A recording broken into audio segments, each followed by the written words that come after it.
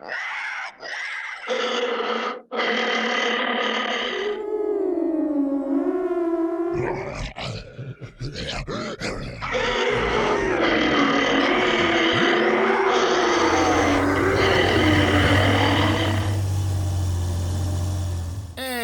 since we're cleaning out a lot of the old, let's bring in something new, shall we?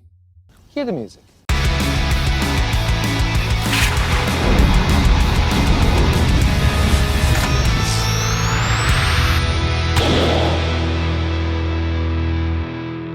Ooh, pretty. To start off a new year and celebrate our new look, I really wanted to start this party with a bang and do something really upbeat and positive. Instead, we're reviewing Ant-Man. So, what's it gonna be? Ant-Man.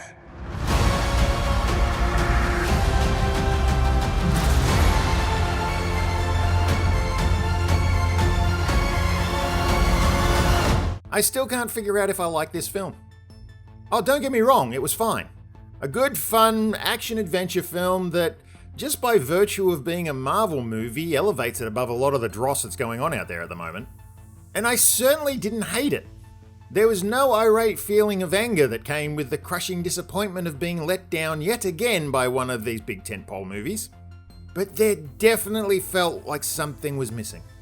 Ant-Man and the Wasp, Quantumania, there's a title, not only brings back the characters of Scott Lang's Ant-Man and Hope Van Dyne's Wasp, but it was touted as being the first film of the MCU's Phase 5. To wit, it introduced Marvel's brand new big bad, Kang the Conqueror. Oh, that's in all caps apparently. So look, Paul Rudd as Scott/Ant-Man is still great. He's still very, very entertaining in the character. But it did feel a few times like he was just a cameo in his own movie. Evangeline Lilly keeps looking weirder and weirder every time she makes one of these things. And as much as she's been treated as a secondary character in a lot of these films, it did feel like her version of the Wasp got pushed to the background even more than usual. No offense to Catherine Newton, who plays Scott's daughter Cassie. Her performance is perfectly workable. But I really didn't see what was so earth-shattering about her that they needed to replace Emma Fuhrmann from Endgame. Michael Douglas is having fun and kind of steals the show a little bit. But, you know, he's Michael Douglas. And anytime you get to see Michelle Pfeiffer on screen is always a good thing. But this isn't their film. At all. This movie exists for one reason and one reason only. To introduce the character of Kang, played by Jonathan Majors, to the MCU. Majors is just excellent. He really is. Kang is fascinating and menacing all throughout this, and that is all Major's doing. And considering how boring and undeveloped the character of Kang is in the comics, that's quite an achievement. Seriously, you'd think after he's been around for so long, somebody might have done something interesting with him, but nope. I came through this film just feeling flat, and I had no idea why. Because the whole story takes place in the quantum realm, all the backgrounds are fully rendered, which makes the whole film feel like a PS5 cutscene. And let's just not talk about MODOK, who I both loved and hated. I kept feeling like I should have enjoyed the movie more. And in all honesty, my experience with it was lessened thanks to that disappointment of expectation. In the weeks since its release, I've been seeing a lot of hate for the film. Even though it's a rating system that I put very little stock into, this film's Rotten Tomatoes score is one of the lowest of any Marvel film so far. I personally think that's really unfair. It's not the worst Marvel film by any stretch of the imagination. Love and Thunder still holds that title, in my personal opinion. In fact, it's got the feel of a competent Phase 1 film. And I think that's both this film and Marvel's entire problem right now.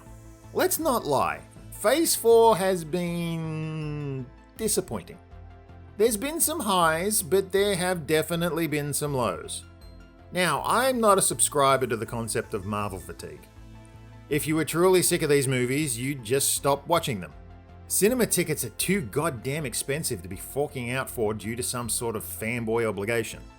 Now, a big part of storytelling is the concept of escalation. Every new problem or challenge put before the protagonist needs to be bigger than the last for the story to progress. It's how you keep the audience's attention. I feel this should be an episode of Write the Damn Script, but we'll leave that for now. As we all know, the Marvel films have been a brand new form of cinematic storytelling. It's a conjoined story, with every new film essentially being a chapter in the overall arc, rather than its own separate entity. And it worked! It was incredibly successful in its build-up, leading to the double whammy of Infinity War and Endgame.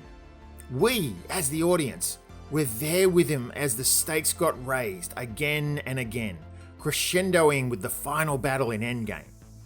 That film was as epic as it needed to be, and also gave people a worthy conclusion. And therein lies the problem. We have now been conditioned with what we expect a Marvel film to deliver, namely the high of Endgame. And to be completely truthful, nothing from Phase 4 has even come close to delivering on that promise.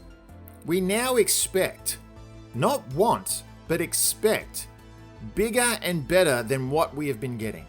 The fault of which lies solely on Marvel's head, a victim of their own success.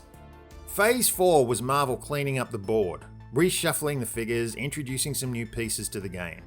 And that worked with the original series of films, but it doesn't anymore, because we've been conditioned for more. 10 years ago, Quantumania would have been a good film. But good isn't good enough anymore, because they gave us great, and we're not sated by just good anymore. And I realize that constantly delivering great is hard. So if you can't do great, do different. And Ant-Man, unfortunately, is pretty much just more of the same again. You know what?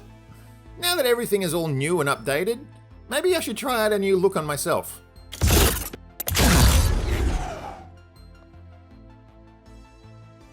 Yeah, maybe not.